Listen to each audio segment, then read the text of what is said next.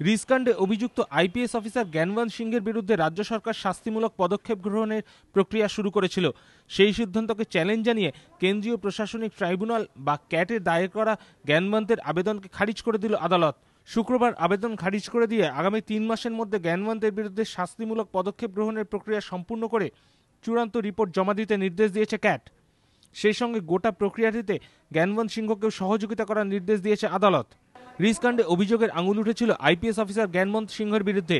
2008 সালে হাইকোর্টের নির্দেশে সরকার ডিসিপ্লিনারি প্রসিডিংস বা শাস্তিমূলক পদক্ষেপ গ্রহণের প্রক্রিয়া শুরু করে।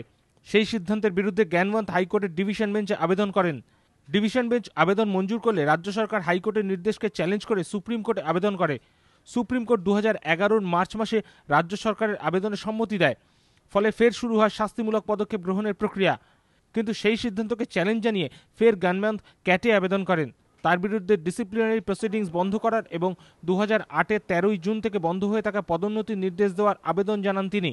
সেই মামলার শুনানি শেষে এদিন ক্যাট জ্ঞানবন্তের আবেদন খারিজ করে দেয়।